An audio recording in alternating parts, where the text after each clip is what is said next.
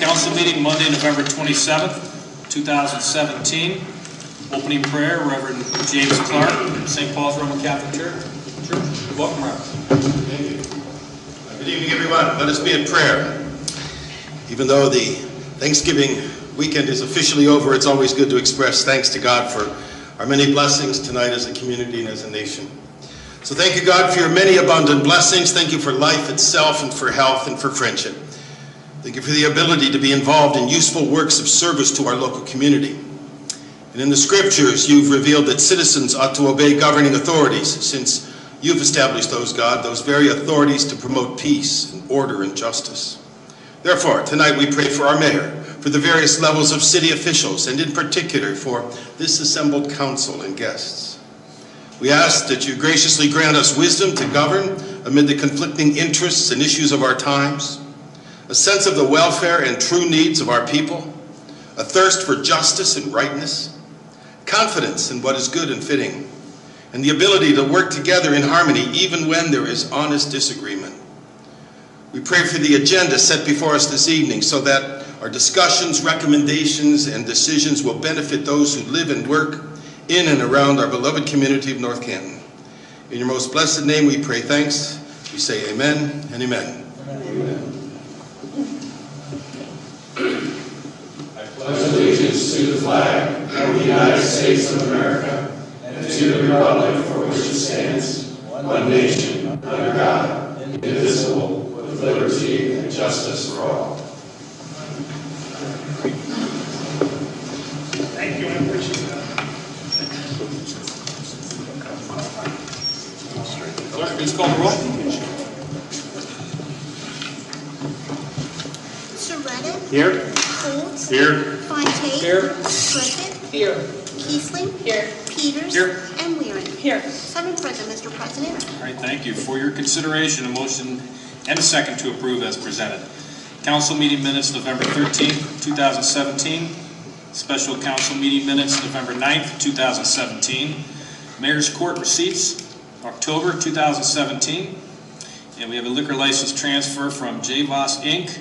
at 1406 Main Street North, North Canton, Ohio, to Twice Light LLC, 1406 Main Street North, North Canton, Ohio.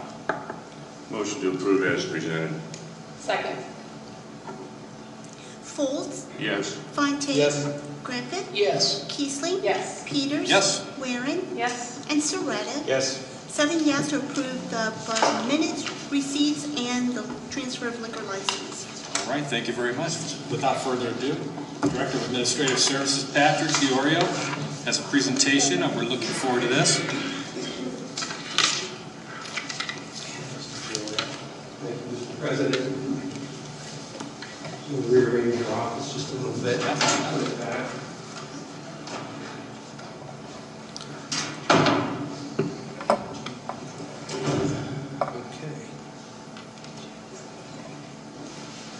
Mr. President, Mayor, members of council, members of administration, thank you for this opportunity to talk to you and to the community about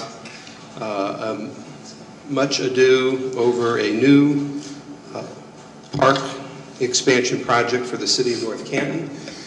I'll be presenting a PowerPoint to you, and I know those are awfully difficult to follow. It may be difficult to read at times, so we'll probably dim the lights a little bit if we could, Mr. Grimes. And all of the slides that you see that we'll be talking about what we're doing or what we would like to do with the parks are on a display board outside the council chambers, and I'd be happy to review them with you at the end of the presentation. And so what we're talking about today is, this is a play for funding of the performing arts, the cultural arts, and the educational elements in the North Canton Park and Recreation System, Part 1. And I would like to thank, at the beginning of this presentation, Doug Lane, who was very instrumental in this opportunity, making us aware of it. This is a opportunity to secure some capital funding from the state of Ohio, who's interested in funding performing arts, cultural arts, and recreational activities. Also, I'd like to thank our architect, designer John Dodovich, who is here tonight, for all of the work that he has put into this. Let me just read, if I can, just a quick short statement, and then we'll get right into it. As cities will remain forever, it is important for city residents to still feel as connected as possible to their natural environment. When people are connected to nature, it has shown to contribute to feeling less isolated and less focused on themselves. Consequently, they become more eager to form connections with their neighbors. A greater sense of community and social ties generally emerge, as do increases in generosity, trust, and civic-mindedness. Loneliness, aggression, and crime decrease. North Canton's parks and outdoor recreation areas are widely recognized and represent a portfolio of assets that should be viewed as critical to advancing North Canton's prosperity. In the past 3 years, from 2015 to 2017, the city has invested in excess of $1.8 million on facility maintenance and upgrades at our parks and recreation facilities, including, but not limited to, Dogwood Pool and Shelter, Civic Center, Price Park Pond and Trails, parking amenities, and park equipment and general beautification. The bottom line is parks return dividends, social, ecological, economical, that far exceed the investments made by state and local agencies, public and private partners. These assets provide a place to recreate and at their best help make North Canton cohesive, connect people to their places and to each other, engender civic engagement, and remind us of our connection to nature and to our history.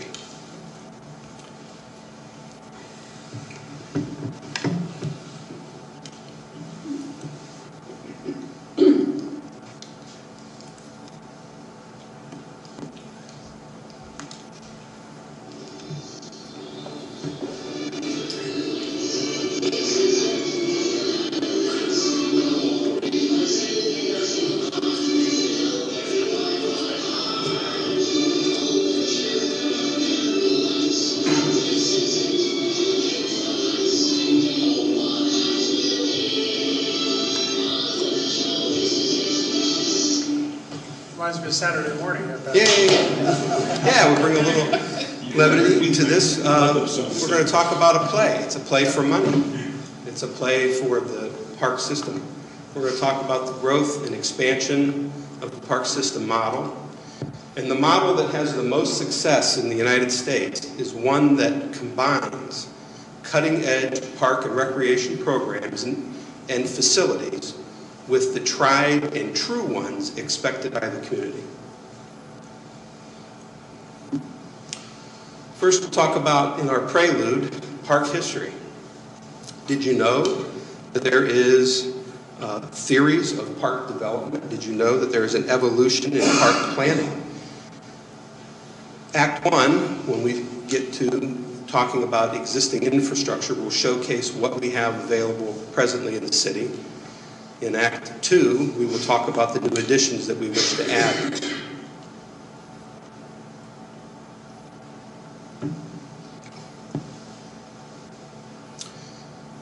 Park planning is evolved in about 4 distinct phases.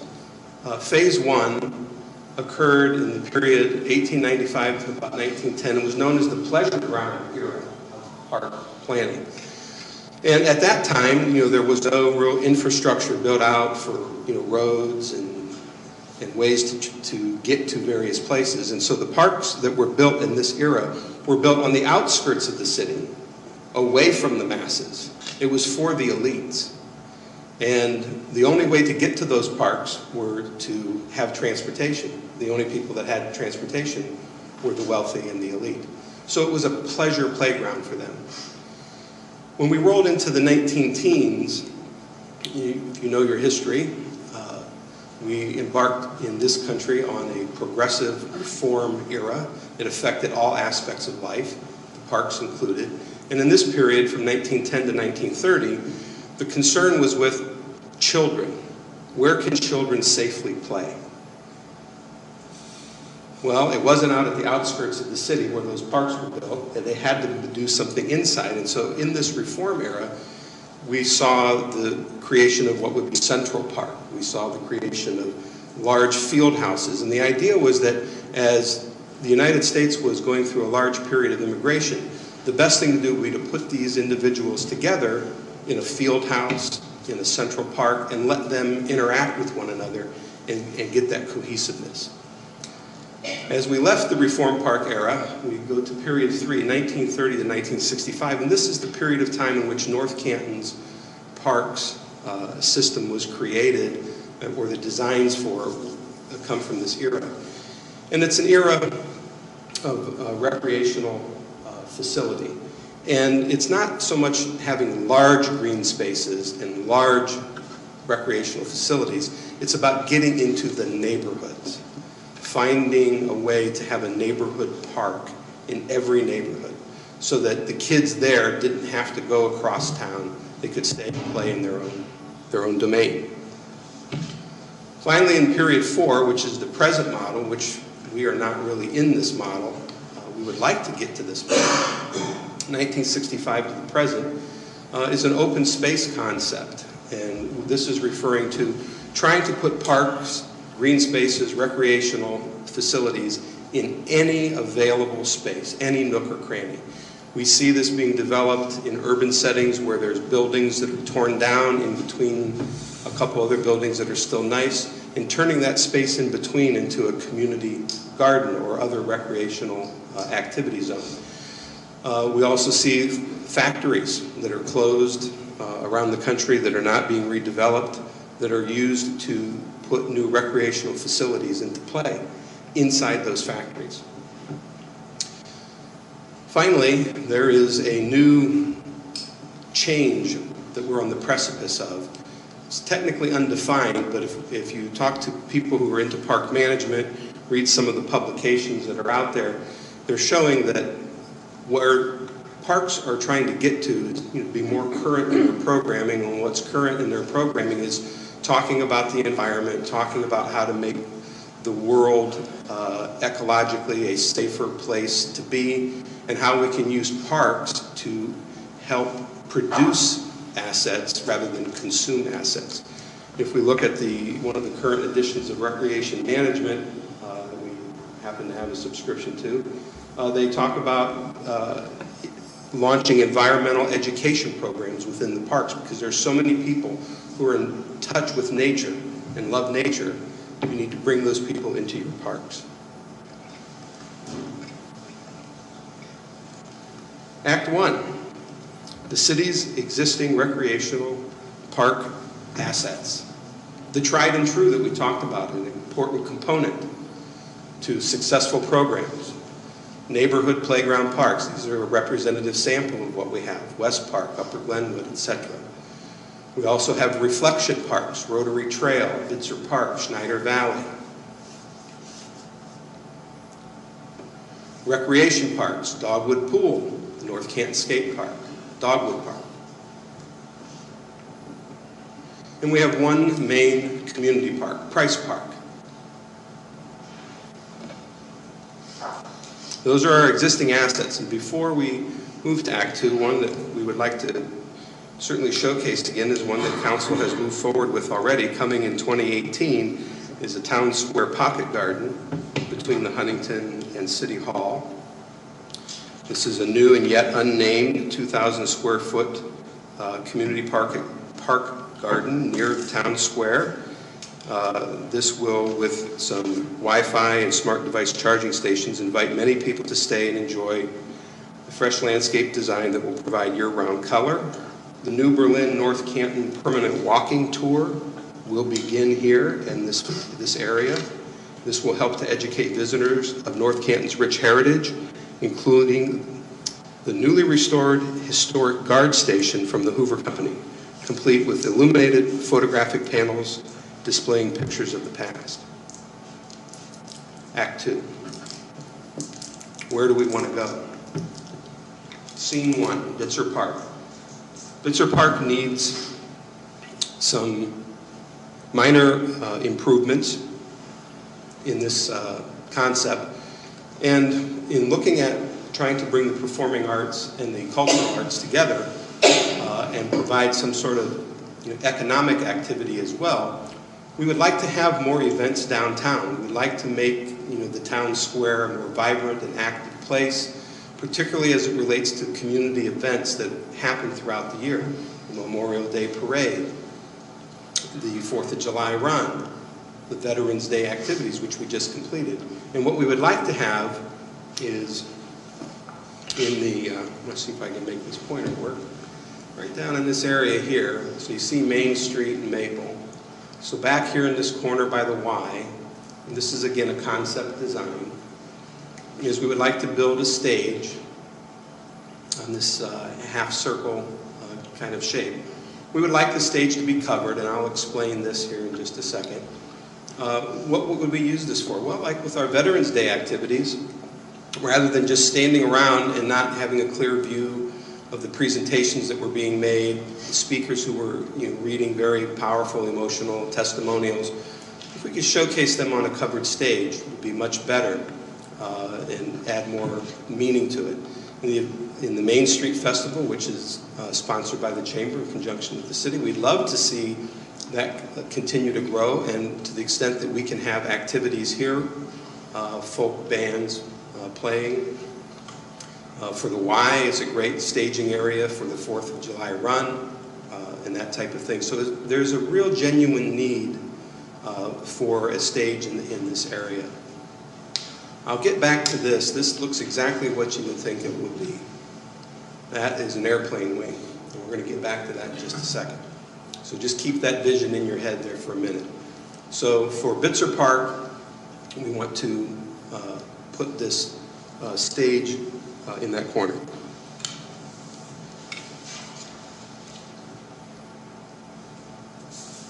Scene 2, Dogwood Park. We're moving up the scale in what we are attempting to do. So where Bitzer Park was a little easier to do, this is a complete redesign of Dogwood.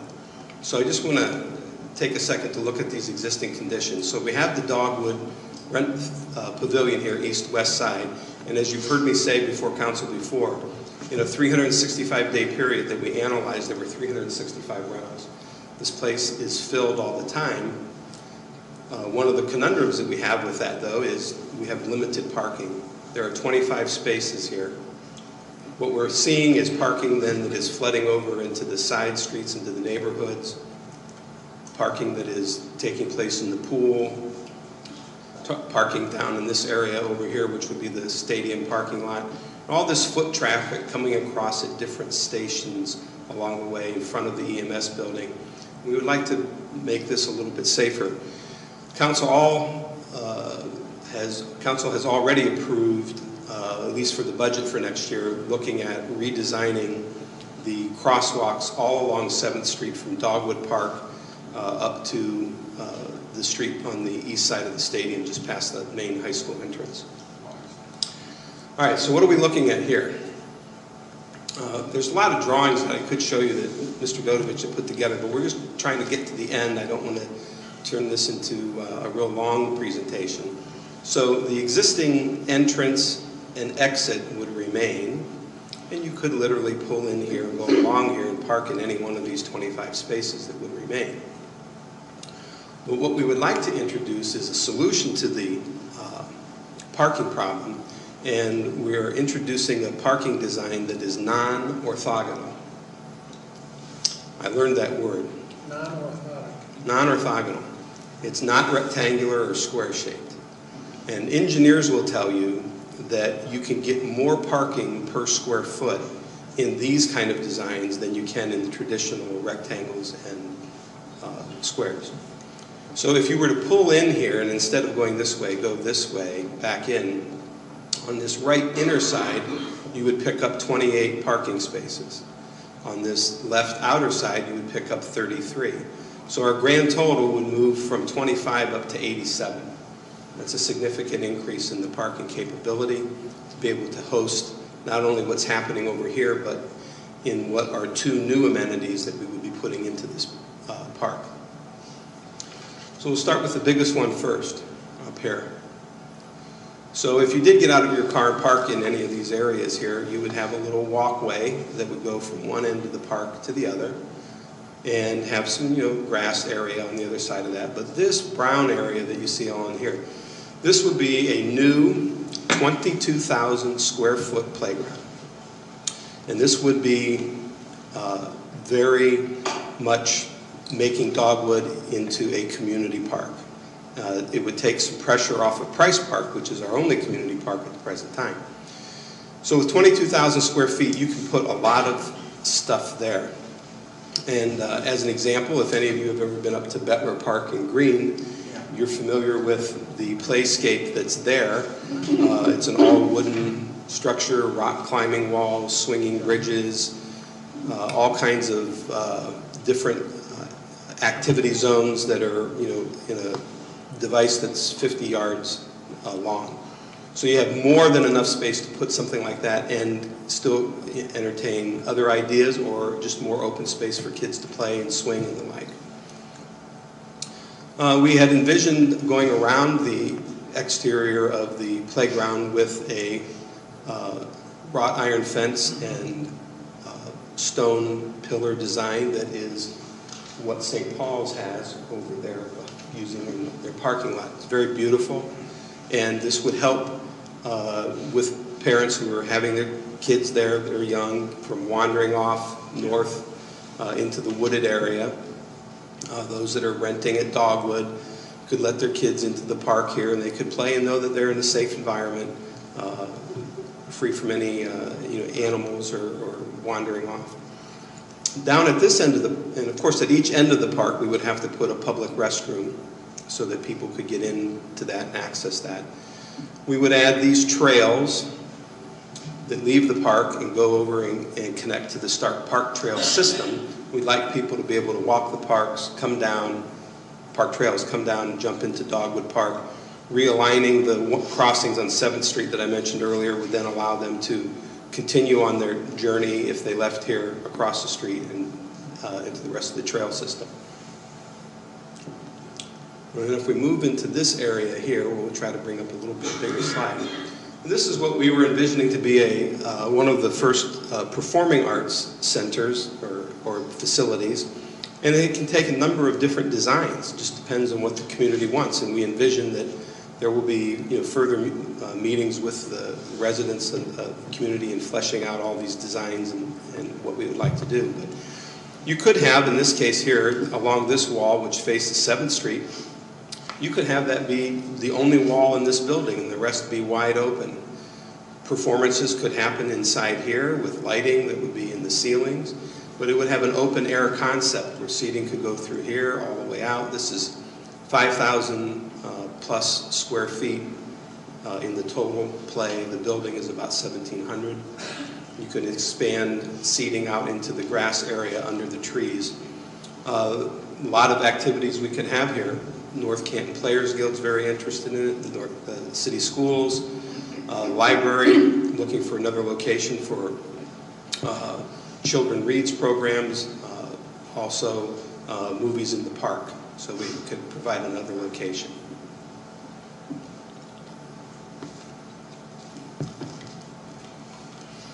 Now this one is going to take a minute or two to explain, because this is some history here. And this is where we talk about that educational element.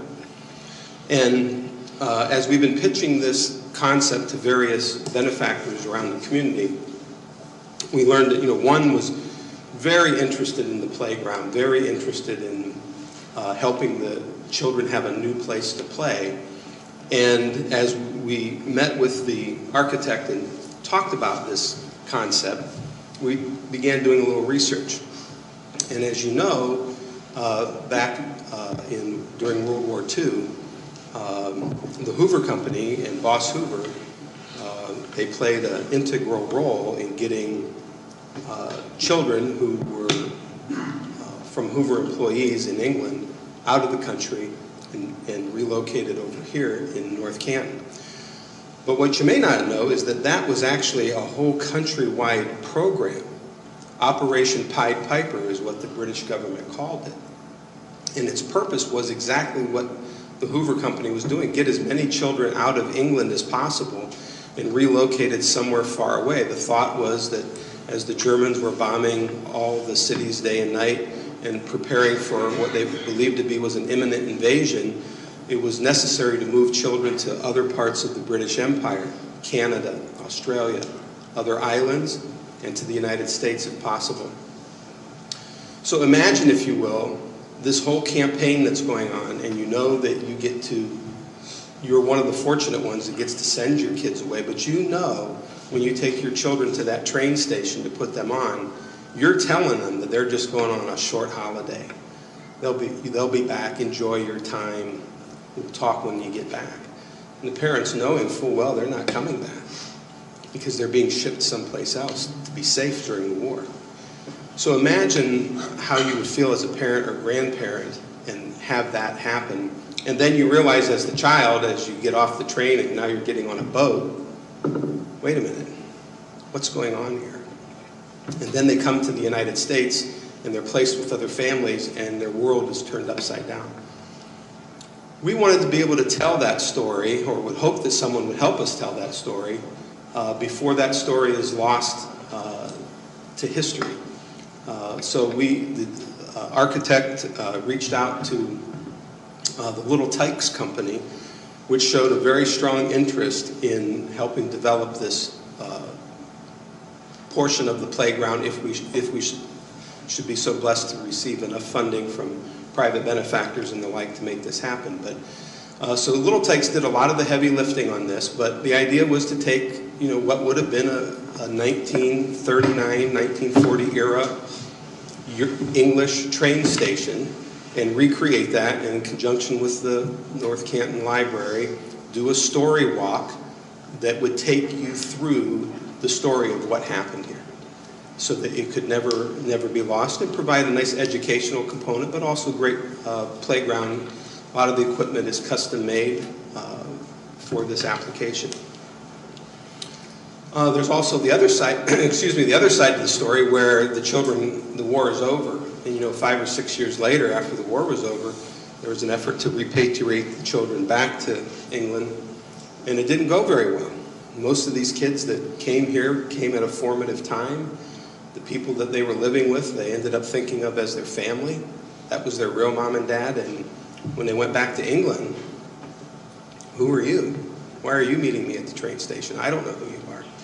Those that did, that did remember and were there, were returning to squalor, poverty, bombed out cities, if their parents were even alive. Many of them all came back to the U.S. and to other places. It's a very tragic story, but it's an important part of our heritage here in North Canton, and it's one that we would like to see involved. Now, when the war was over and the kids, a lot of the kids went back, aviation was a lot more developed in 1946 than it was in 1939. And so many of the kids, went back by plane. And you remember that airplane wing that I said was in the park. We would really like to have, or we could in this concept, an actual vintage, World War II aircraft wing that would be the cover for that stage. And we think that in Veterans Park, that it would have a very, very close tie into that. It could be a big attraction regionally to come see something like this if this was all able to put together. So that is a concept that we have pitched, and we will see how that plays out. That also has ramps too, right? Yes, thank you for mentioning that. And let's say that was a great catch that the mayor had made there, because from Little Tykes, they've made this so that it would be accessible to handicapped children and be able to utilize that facility, which is often very difficult, in the parks where it's a swing or a slide, is all you have to choose from. So yeah, thank you. Okay, moving on to the scene 3, creating a new recreation and performing arts district. And this would be out on Well, before I tell you where it's at, imagine that. Imagine out on East Maple between the Little League ball fields and the Walsh University District, where we could actually create a place where it would be a destination. People would want to come there for this. It's the possibilities are endless with what we could do here. So as we load some of these photos, I will walk you through this. So right now, if you follow this arrow up, this is all existing parking right now. 237 spaces. Even for the Little League, in the tournament play that they host, it's insufficient parking. People are parking in the neighborhoods, people are parking down at Walsh and walking down. It's creating some difficulties. The way it's presently set up, it's difficult to get out and to empty the parking lot in a quick fashion. So again, with the non-orthogonal parking concept, this land that is east of the parking lot presently is just all green space that the city acquired about 17 years ago. And by introducing this parking kind of concept, we would go from 237 parking spaces to 370. So, a very significant improvement that would be an economic benefit to those that want to have more daytime tournament play at the Little League fields. The Little Leagues are very interested in this as well. As we were designing this, we were thinking of, again, creating a destination. So if you look, here's another concept for vehicular entrance to the park. But also then, once you're inside the park, creating a sports field pedestrian entrance. We want the children that are playing here to realize they've come to a place. This is a cool thing. I can remember, just as a quick personal aside, having played football for Massillon and McKinley and playing in those stadiums, that's a big deal. Playing in something that marks that. And I remember when I was being recruited for college in South Dakota Technical College, State University and Technical College was recruiting me. I asked them about their stadium. That was the first thing I wanted to know about. And they said that, well, we don't really have a stadium. People kind of pull their cars out on the field and turn their lights on when it's a night game. So it's an important thing for young athletes that you create something there for them. And if you've ever been up to Comerica Park in Detroit, you get to the wall, the archway that takes you in that says, hey, welcome to Comerica Park. You still got another 50 yards to go till you get to the stadium, but you've arrived someplace. All right, just a minute on the entrance and egress here. We would envision to make this thing empty quicker. We've determined that the vast majority of people who go to this facility and leave are heading west. Probably 85 or more % are heading west. So we would like to introduce a continuous turn lane out of the park so that you wouldn't have to wait. You could just head out onto Maple and then merge with oncoming traffic. And there generally isn't any because everybody's getting out going this direction. But those that needed to turn this way wouldn't be impeding the view like they are now of those who are trying to exit. So this would speed things up. We would also make it so that buses could come into this and be able to bring in students, players, drop them off, turn around, head back out. We don't have that capability really at the present time. All right, we'll start at the north end. This is where the Stark Parks trailhead comes into this area, and it just ends unceremoniously in the parking lot. And again, if you've ever been up there, you'll note there are a lot of cars that are parked here throughout the day, every day, that go in and make this their launching point for their journey on the Stark Park trails. We would like to mark that. Stark Parks doesn't generally mark their trailheads, but we think that that would be a good idea for this location and to be able to show people that, hey, this is where you could go if you want to start your journey here. It's a place of rest. You could have a pergola there or some other type of wall feature that shows the maps of where you can go in this system. We would need, instead of having the trail end in this corner. We would move it over so that we can get it into the grassed area that we are going to be developing here. The first thing that you'll walk past is this natural biobasin. This is a permanent aquatic feature. And if you're familiar with the area, all this up in here is wetlands behind there. We want to extend those wetlands with this biobasin to provide a permanent habitat for wildlife in that area. It's a great opportunity for it to be a reflection pond. You could even put a bridge over it, make it more interesting. You stage a lot of seating around it. It has a lot of potential there. And the design on this is such that we're doing this environmentally friendly, taking the rainwater runoff that would happen, pushing it into the biobasin. So we would build it so that it wasn't filled all the way to the top, but in the event of storms or heavy rain, it could take on that water. And then we also would have a retention basin up here in the front. As you walk past this natural biobasin, you'll come to one of the main attractions that we were trying to put into play, which is a natural amphitheater. And we'll take a little bigger view of it. So this was just as a 3D kind of a rendering. You can do it a couple ways. You can have it open like this, or you can actually have it in the trees, where you have a treed canopy in the seating, natural stone seating. We would envision pavers in between in order to keep it dry. In the event of rainy season, we wouldn't want this grass to be too soft. Covered, great angles for everybody to see. We already have electricity in the area, so we could provide lighting for nighttime performances. If we could go back to the previous slide. Thank you. The seating on the amphitheater is about 354 people. Center stage, off to the side here, we can have a little facility that can house some of the electrical equipment, staging, costumes, that kind of stuff that we need if in the event that we're doing some performing arts.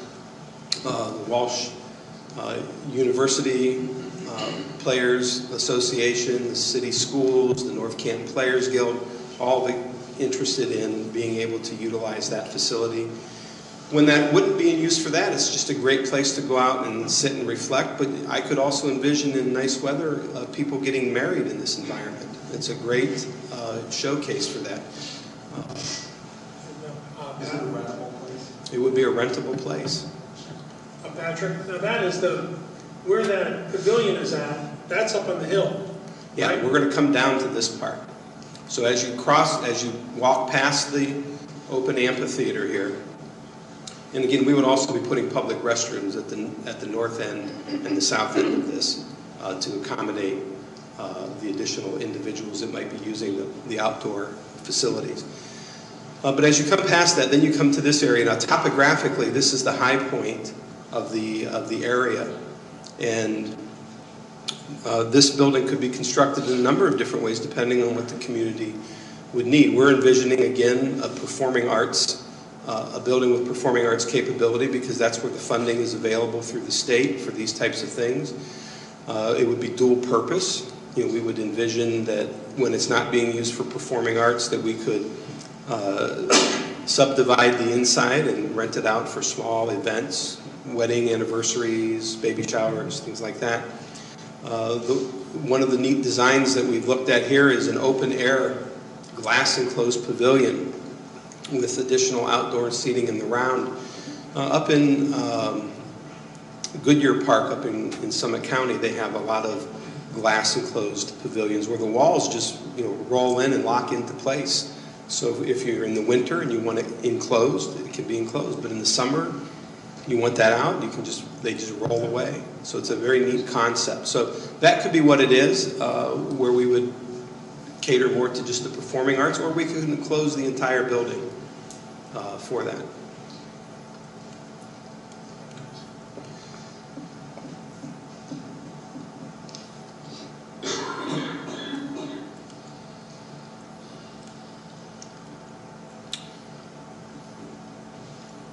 So in conclusion, we've talked about the history of parks and recreation. We know that there's an evolution in park planning. We know we would like to be more current with our programming. We would like to have more cutting-edge programming. We've displayed what our existing infrastructure is, largely neighborhood parks. And we've talked about what the new additions are that we would like to potentially develop in this whole system. So where do we go from here? Well, where we go from here is we've put a proposal together that we're going to submit to the state of Ohio for funding. The total project cost for all that you've seen tonight, if it were implemented all at the same time, is approximately $6 million. If we broke that down, it roughly equates to about $5 million at East Maple, about $1 million at Dogwood, and about $100,000 at Bitzer. And in our proposal, we are suggesting that the city would contribute up to 10% of the project cost. Our contributions would be used towards creating outdoor public restroom facilities, relocating equipment storage and water field assets, toward electronic infrastructure, including public Wi-Fi, security cameras, electronic building access, and also for road improvements. So that would be approximately $600,000, the city contribution. We're asking for $2 million from the state. That's roughly 33%. And the balance, 57%, we're hoping to raise through public-private partnership. So over the last several months, we've been talking to various benefactors throughout the city for their interest in this. There's a very high interest. So we're going to go ahead and submit this to the state senate before the end of the year is our deadline. So we should be, from that point, gathering letters of support from organizations in the community that like this idea. I'll be speaking to the North Canton Rotary on December 7th. I'm speaking to another, Doug, what's the name next week?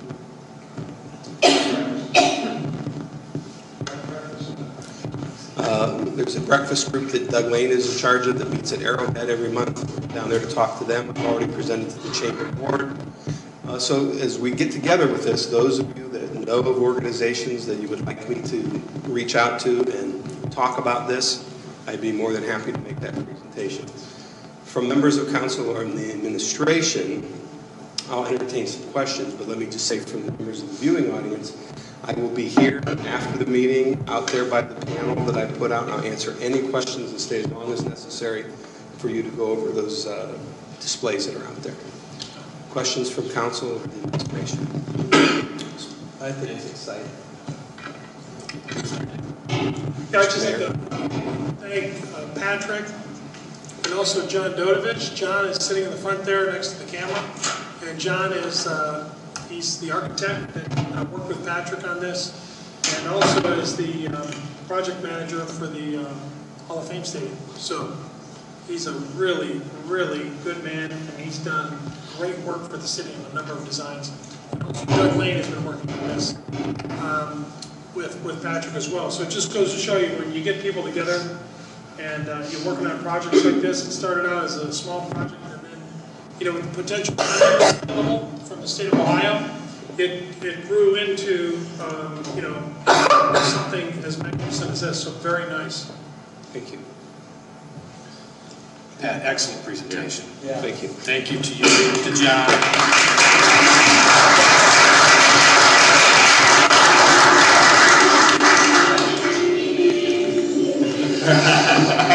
Don't forget Ken.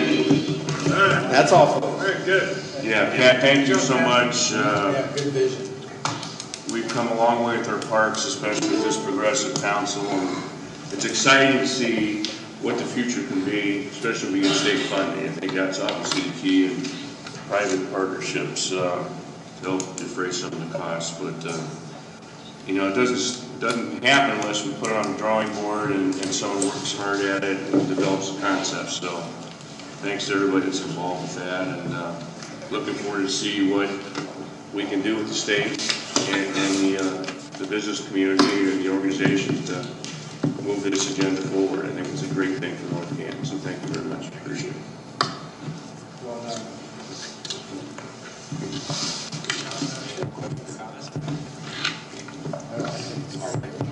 Very good. Pat, thank you very much. Thank you. Okay.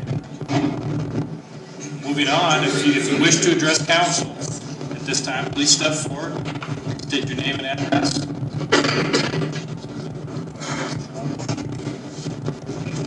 Chuck Osborne, 307 Federal Street, Southeast, North Canton, Ohio.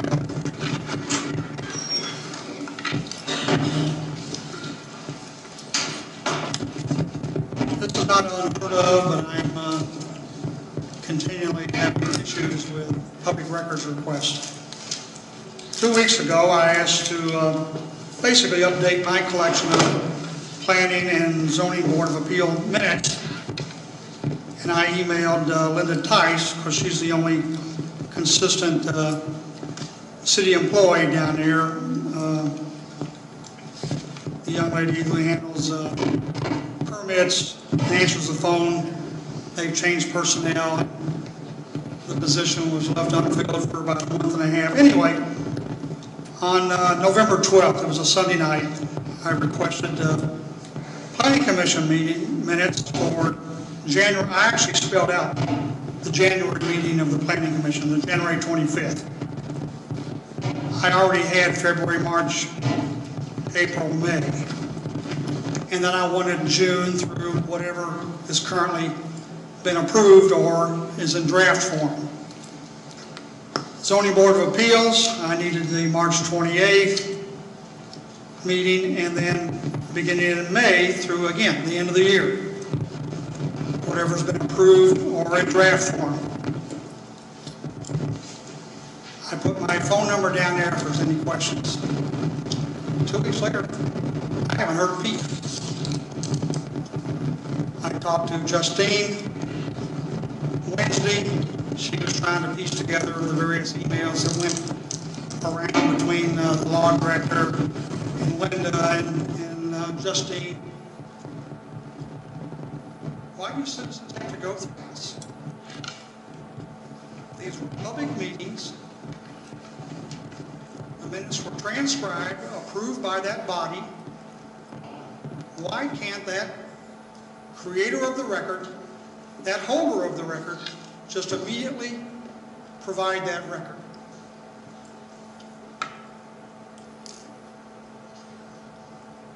Better yet, why aren't these records just put online like the council minutes? And you wouldn't have to go through this. Now, in the process of this, I followed up this morning with Linda. And this is not the first time, I don't think. We all discovered that she never even finished the January 25th Planning Commission minutes. She had started them and left them unfinished. So consequently, we have January minutes that have never even been finished, never been submitted to the commission for approval, even though we have February, March, April, May, June, July, August, whatever, that have been completed and approved.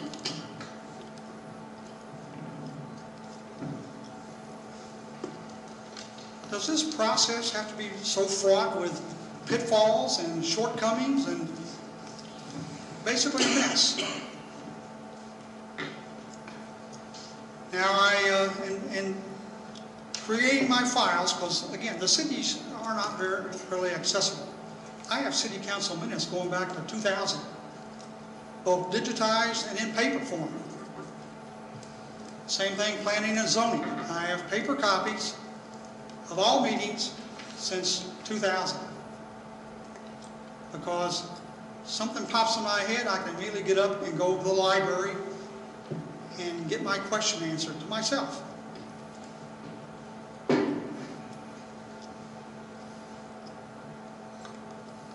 And in the process of looking at these earlier meetings that I already had, I scanned one, and this is when they had transitioned to summarizing the minutes. And let me tell you, that isn't worth a hoot. We tried to tell you it wasn't going to work. I got up and spoke at one of the planning commission meetings and objected, and actually I objected to all 3 issues that evening, and the planning commission must agree with my concerns, because they rejected everything that night. Whoever summarized this simply says, Chuck Osborne objected. They didn't lay the basis for my concerns, nothing. I tried to ask Linda, because whether you're summarizing these or doing a verbatim transcript, you have to listen to the whole meeting. And if you're summarizing, you're probably going to have to listen back and forth 2 or 3 times to get the flavor of what's going on. It's cheaper, time-wise, and more accurate to transcribe them verbatim. You need to go back to transcribing them verbatim. And you need to put them on the city's website. Now, Wednesday night, when I went to look at the agendas, the entire tab of agendas for 2017 was gone. I called Melanie Rose and said, have you seen this? She said, yes, she'd already seen it a few hours earlier. And last night, they were there, but they were in reverse order. You need to get your act together, and I would like these minutes. And we don't have to spend weeks going through the law director for meeting minutes that were publicly presented, publicly approved, and should be available in a timely fashion. So please, I'd like to have those minutes tomorrow. And Mrs. Tice apparently has not finished that January 28th meeting in the 2 weeks since I originally requested it. How many months does it take this individual to catch up and get this done in a timely fashion? Thank you. Thank you, Chuck. Chuck, I agree with you. We can do better, we should do better, and we will do better. And if she has those transcribed, let's get those. We'll make sure that Chuck gets, we're going to make sure you get a copy of those meeting notes, Chuck. Thank you. All right, anyone else wishing to address council, please step forward and state your name, address. Good evening, Melanie J. Roll, 308 Corrigan Street. I have 2 items that I'd like to address. The first is the radar speed signs. I think there are 6, 2 on Everhard, 2 on Portage, and 2 on Main, South and North. I think they are effective. I think traffic is being reduced as far as the speed. I don't know how many of you were instrumental in getting those installed, but I want to thank whoever. I know Mr. Diorio was and the council. So this is my positive statement for tonight. Thank you. Okay, my second item is the water board. I asked about it 2 weeks ago on November 13th. I believe the same 4 individuals are still on the water board currently. I'd like to know if the water board has met since November 13th, and if they have, oh my goodness, that noise is awful. If Turn it down. Just turn it off. Start the fire.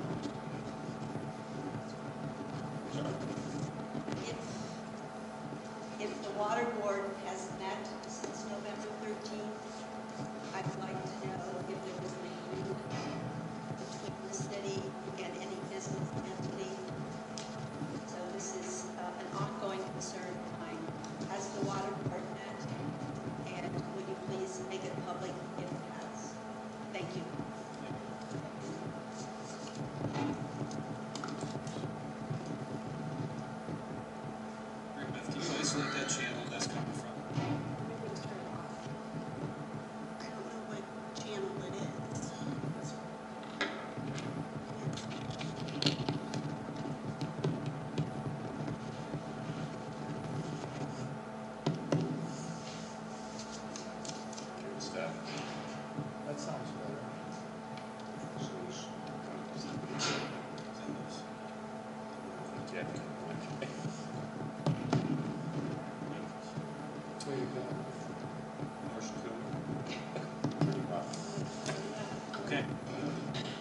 Anyone else wishing to address council, please step forward.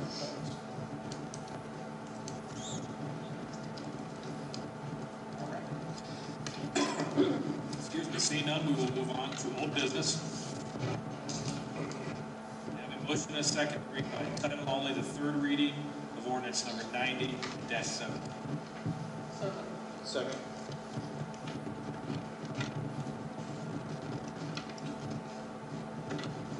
Fontaine. Griffin. Yes. Keithley. Yes. Peters. Yes. Waring. Yes. Surratt. Yes. And Folds. Yes. 7 yes to read by title only the third reading of ordinance number 90, 2017, an ordinance authorizing the mayor of the city of North Canton on Board of Control approval to enter into a supplemental sewer agreement by and between the city of North Canton and the city of Canton for the sludge processing modifications project located at Canton's water reclamation facility. Thank you. Chairman Stroud. Yes, this is third reading. It was in committee and discussed. This is our share of Canton's new sludge processing modification project. Since they were the only show in town, we got our little share. Move that put this in third reading.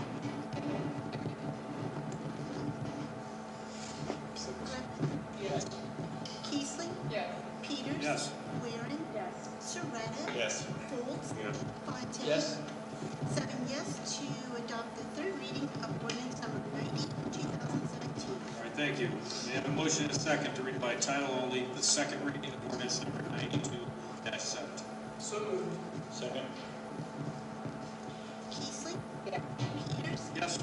Waring. Yes. Surratt. Yes. Folds. Yes. Fontaine. Yes. And Griffin. Yes. 7 yes to read by title only the second reading of ordinance number 92, 2017, an ordinance to make appropriations for spending for accrued expenses and other expenditures of the County of North Canton, Ohio for the period beginning January 1st, 2018 and ending December 31st, 2018, and declaring the same to be an emergency. Thank you, Chairman Griffin. Budget, obviously, it's great news for everybody. It doesn't just do a little bit on the sound system. So, here's the situation. Are there any other questions or concerns relative to the budget? Seeing none, I would move to approve. Second. Peters. Yes. Waring. Yes. Surratt. Yes. Yes. Fontaine. Yes. And Keithley. Yes. 7 yes to adopt the second reading of ordinance number 92, 2017. Thank you. Have a motion and a second to suspend the rules of council for 3 readings for ordinance number 92-7. So moved. Second. Waring. Surratt. Yes. Folds. Yes. Fontaine. Yes. Keithley. Yes. And Peters. Yes. 7 yes to suspend the rules of council for 3 readings for ordinance number 92, 2017.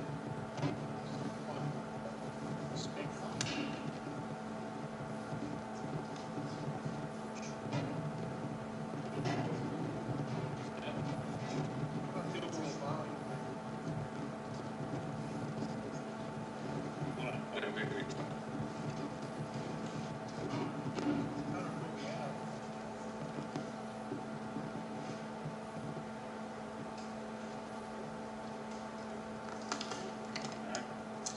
All right. It's a miracle.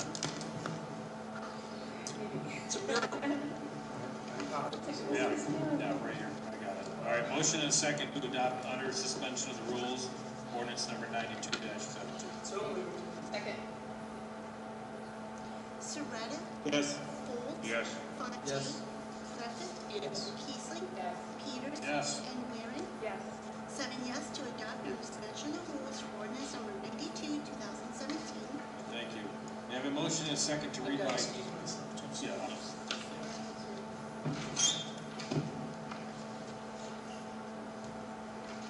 All right, let the record reflect. Member Griffith has left the room. Motion and a second to read by title only the second reading of ordinance number 94-17. So moved. Second. Surratt. Yes.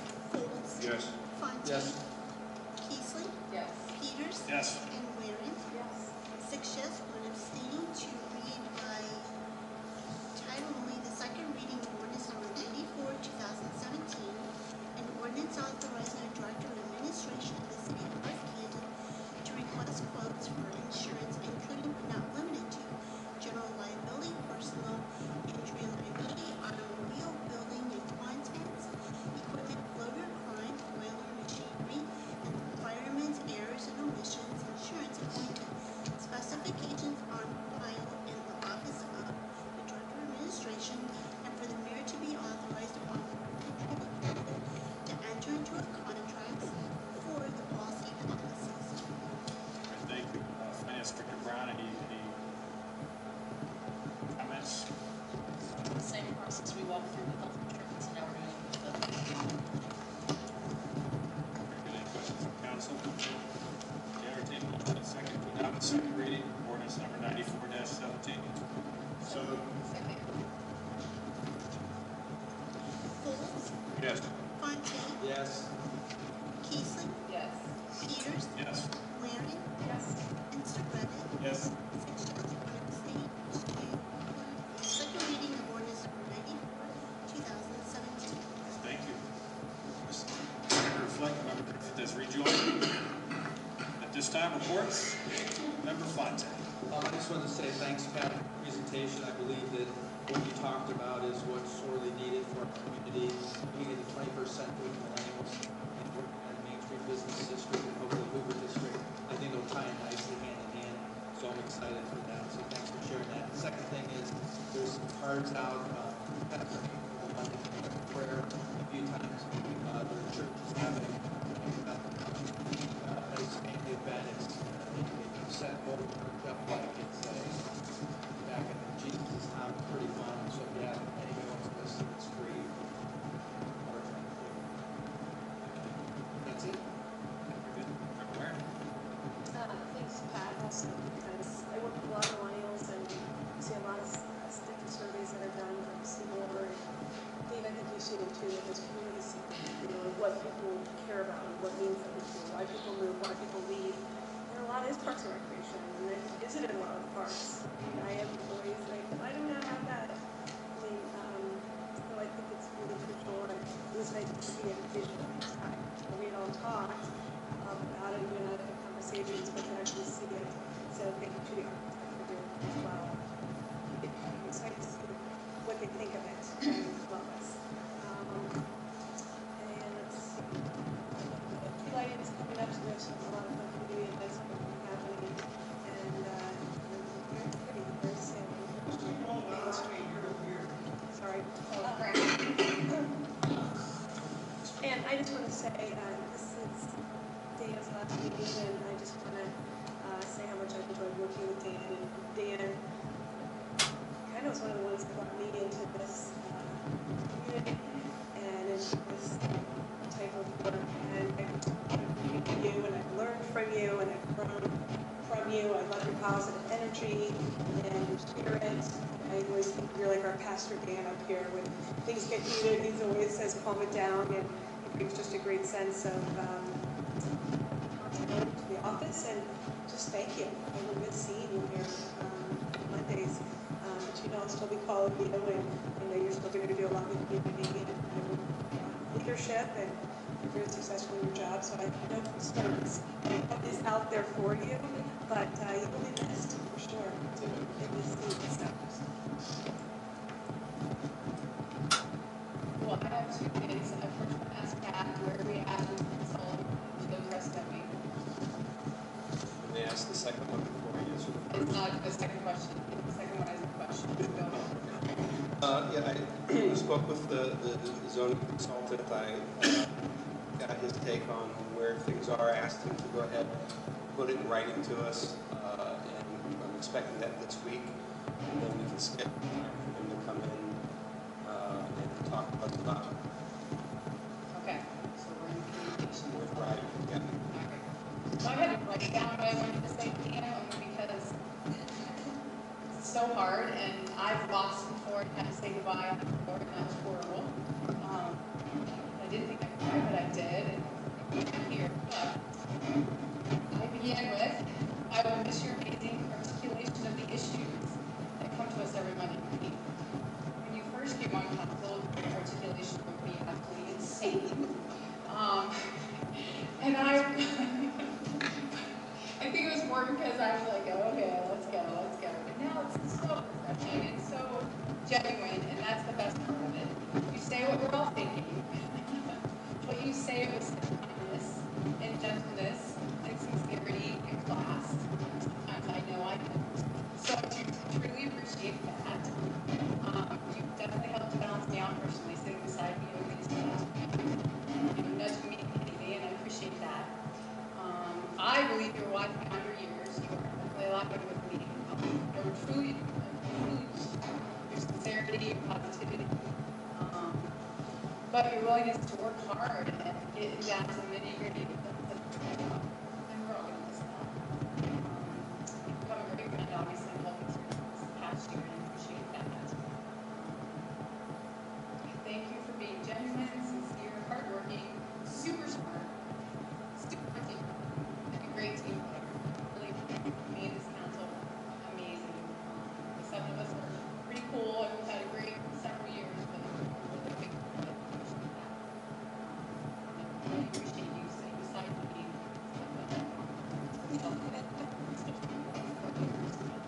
Thanks for everything you've done for us.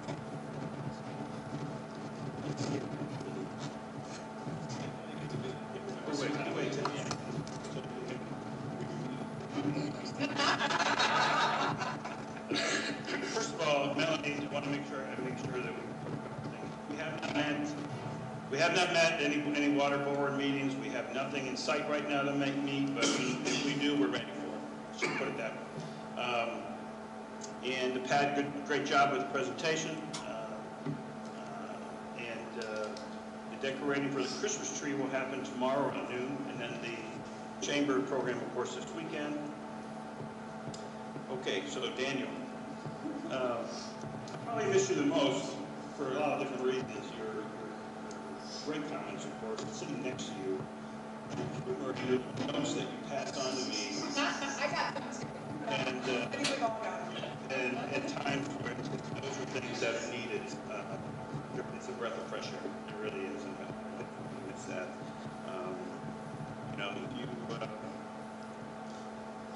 You're a classy guy all the way around. And you could. And it's a cliche, but when one door closes, another one opens, and we've been through that. I mean, at my age, I've been through a lot of different ones like that, and they all come out good. I think God has a different plan for you. Maybe you're not supposed to be this year a council guy. Maybe there's some other things that.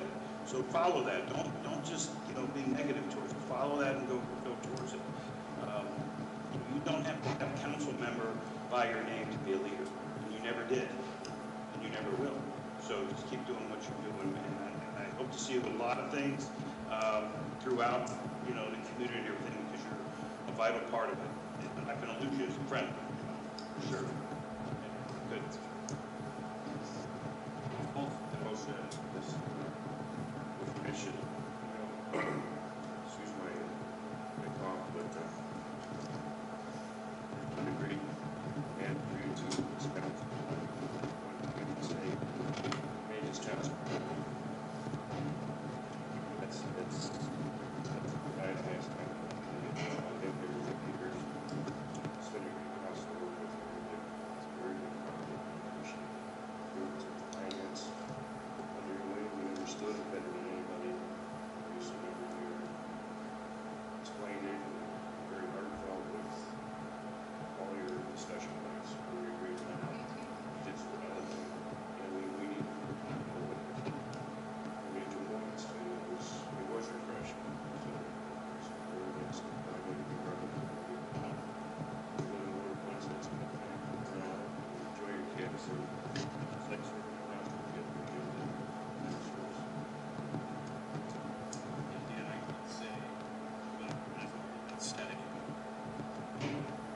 truly a class act. You've taken this council to your contributions to the finance committee, this council administration, the taxpayers are forever indebted to you. forward thinking, and always had to drive about it all. What you've done up here in a short period of time is nothing short of amazing. And a personal thank you for being you. Mark said, bigger things. So, thank you. Director Wall. Yes, sir. Much like Billy Joel's Piano Man, Dan is known for being joke. And if you know Dan, all of his jokes, that is punchlines. It's some face of humor, it's common. It's greatly appreciated. Always walk away after conversation and either feeling better about yourself or the circumstances that put you there. Always appreciated.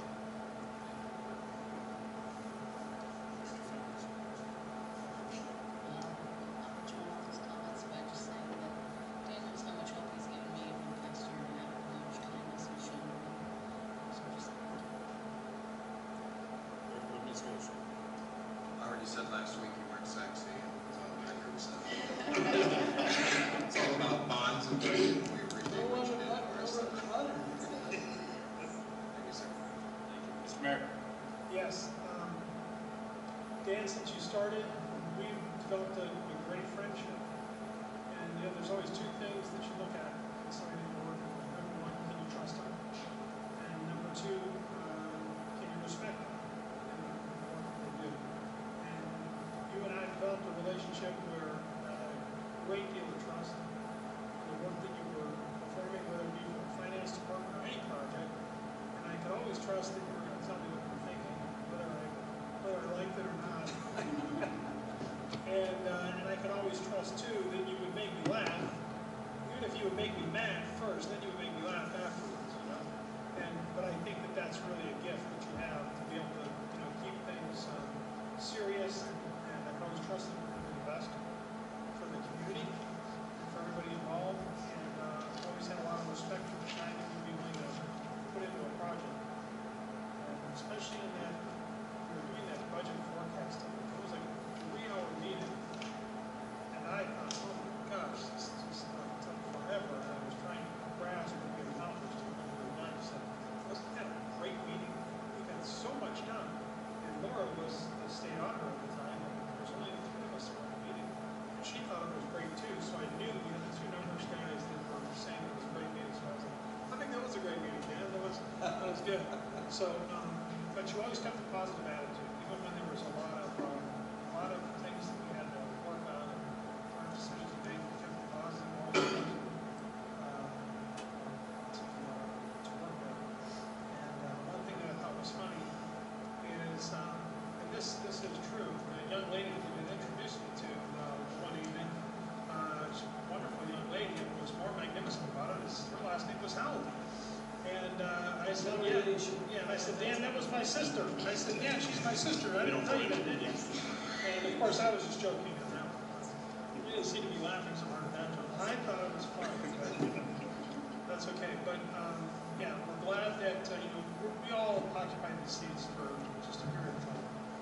We would serve the community, and then at some point we move on.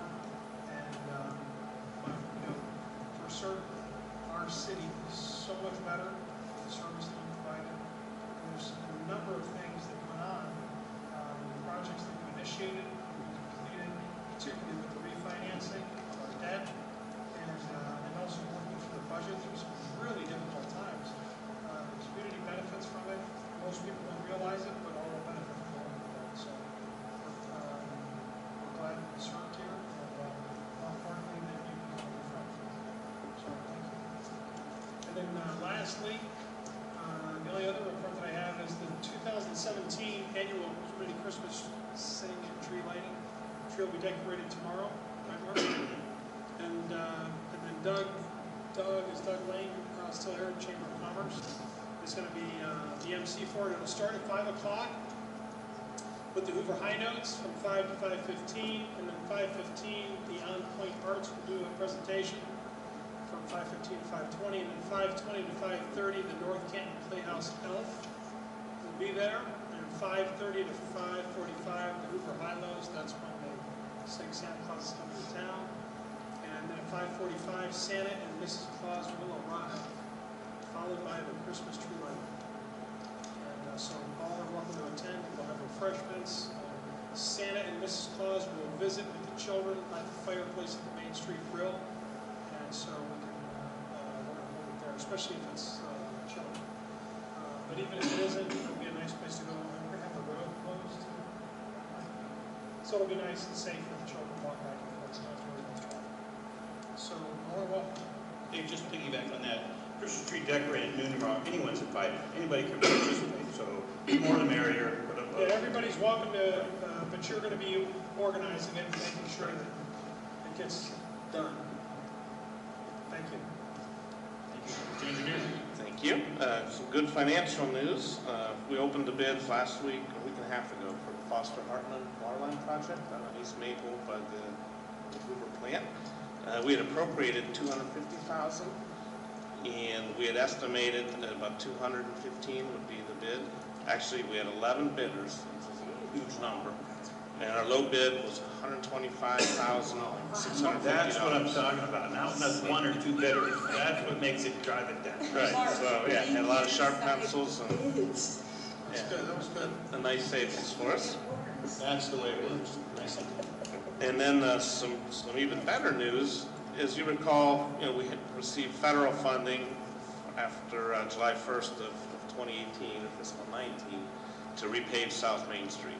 We'd estimated that at $760,000, and we had 80% funded previously of $608,000. We had applied for our share locally for Ohio Public Works Commission monies, that $152,000, and I found out about a week and a half ago we were successful. Right. So basically, we'll get South Main Street paid for next to nothing. Good job. Congratulations. Yeah, that's And lastly, just thank you, Dan. I've been here a short time, day one, my first meeting back in February. You feel welcome. Director of Administrative Services. This feels like some sort of Dean Martin celebrity roast. All these people talk all these things. So Dan, from the bottom of my heart, I never really liked you.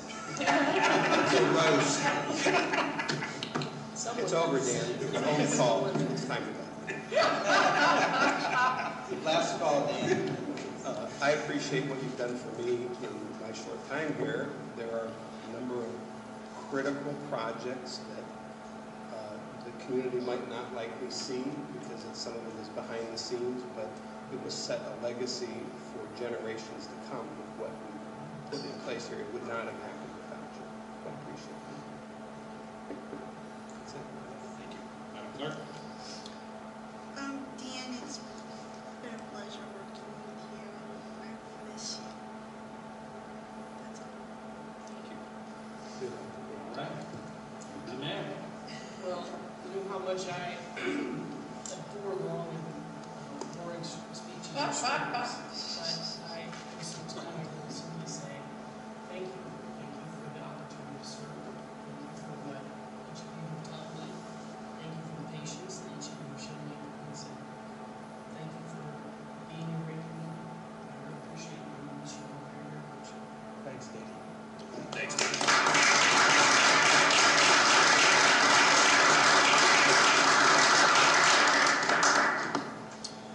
Okay, at this time, final call on the council for new business. See none, we go over the December meeting schedule.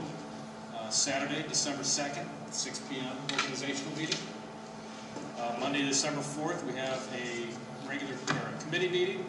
And I have on here for a special council meeting. We'll address that at the committee meeting following this meeting. Before I go on, I'd like a roll call vote to have that placed on the agenda next Monday following the committee meeting. So do I have a motion? Motion for special council meeting December 5th. Second. Yes. Fontaine. Yes. Griffith. Yes. Keesling. Yes.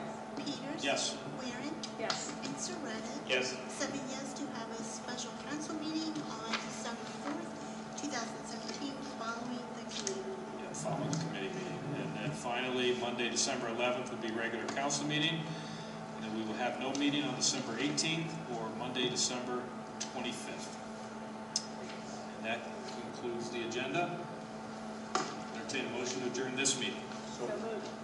Second. Fontaine. Yes. Griffith. Yes. Keesling. Yes. Peters. Yes. Waring. Yes. Surratt. Yes. And Folds. Yes. 7 yes to adjourn the council meeting. All right, we are adjourned from this meeting. Before I call this special committee meeting, do you need anything signed? You're good? Okay. All right. I want to keep you longer than you. Okay, I'd like to call to order a special committee of the whole meeting, Monday, November 27th, 2017, 8:23 p.m. Clerk, please call the roll. Surratt. Here. Folds. Here. Fontaine. Here. Griffith. Here. Keesling. Here. Peters. Here. And Waring. Here. 7 present, Mr. President. All right, thank you. First up, Park and Recreation, Chairman Foltz. Thank you. Pat, you already introduced this ordinance a while ago, but I think we had a couple typos, I guess, that we need to correct, or some language in it that we need to clarify. I think one of them was, I think it's on the second page here, out by 1 p.m. There was some discussion whether it was noon or 1. But the special rate is if you're out by 1 p.m., then the special rate of $115 to the Civic Center. The other one was Sunday for $490. And Pat, I don't remember what you said earlier, whether it was in the wrong column or. Yeah, in the, thank you, Councilman Foltz. In the spreadsheet that we had put together, there was a column shift, and the rates and the days came out of alignment. So Sunday's rate was posted as a Monday rate. So we had a couple staff meetings, we were going over the implementation of this. This ordinance was originally scheduled to go into effect on December 1st, so we were in that final process, crossing T's, dotting I's, and the staff picked up that. So it really should be $490. As I said to council, that we were not advocating and changing any of the rates at the Civic Center in that respect, so we will make that right. And the other one was just a typo. It should have been 1 o'clock instead of 12. Okay. Any other questions on that? Now we'll amend the agenda to put it back on and pass it. Okay. Thank you. All right, next up is my committee, Personnel and Safety. This is an ordinance that's amending the sick leave portion of personnel regulations. This will allow employees to donate and receive paid leave when fellow employees who are otherwise eligible to accrue or use sick time are in critical need of leave due to serious illness of the employee or a member of the employee's family. Without getting into specifics, we are faced with this as we speak, and we need to get this on the books immediately so the Director of Finance and Payroll can get this implemented. So that's about it. We have Is there any Ohio code that has anything like this in there? Okay. Let their employees do this. A lot of employers. Yeah, I've seen it. Well, when I worked for the state, we had it, Okay. and people utilized it quite often. And Yeah, I know private sector has. I was just wondering if. yeah, we had a policy, and actually, the policy that the law firm worked on was modeled off of the one that we had used at the state level. As a rural municipality, our issue is this is not our local concern. So the authority to put in place something for the health, welfare, benefit line, but it is something we consider. Okay, without further comment, we'll put that on the agenda next week. All right, next up, last but not least, Finance and Property, Chairman Griffin. Long one, David. I was going to say, It could last.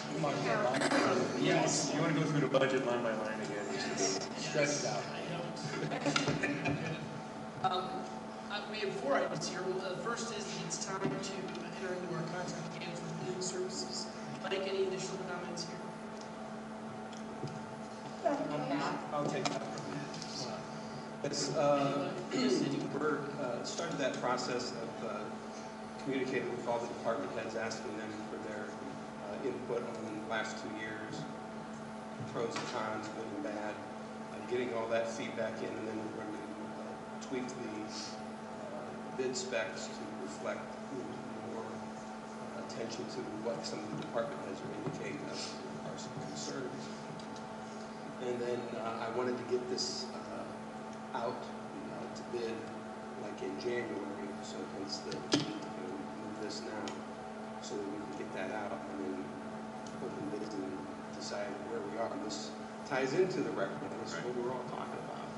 And we laid that case out a couple months ago. We had to adjust our ordinances so that we were not absorbing any change in that bid process if it comes in higher. If it comes in lower, we pass that straight on to the end user and give them a lower rate.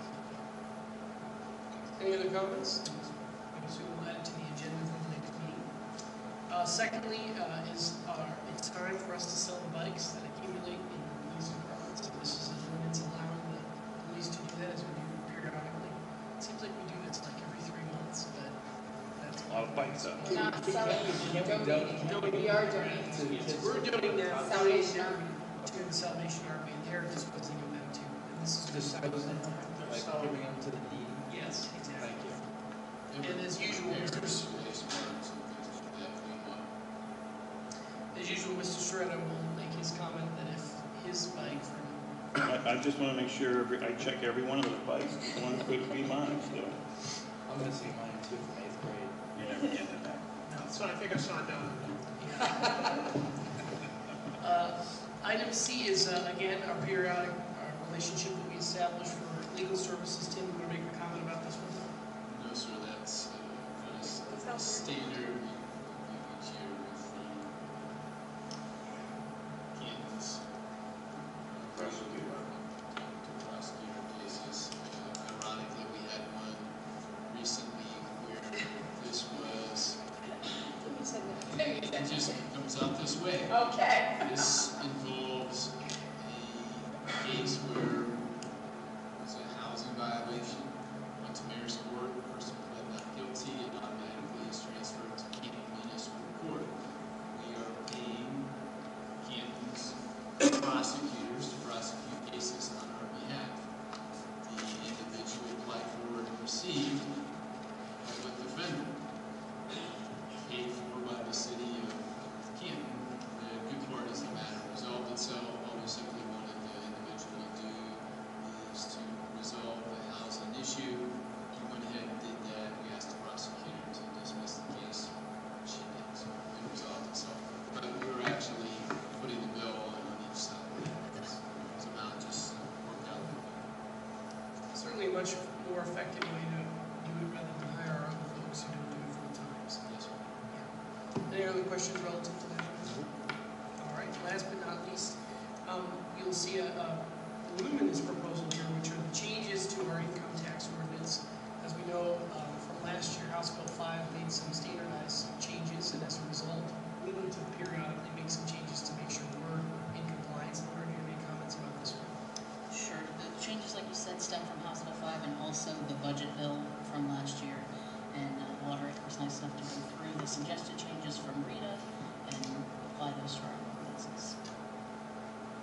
Any other questions about relative to that? Just stretch that. That's all I have. That's it? You sure? Come on, Dan.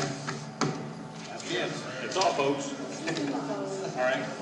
With that, I'll entertain a motion to adjourn. So moved. Second. Folds, Yes.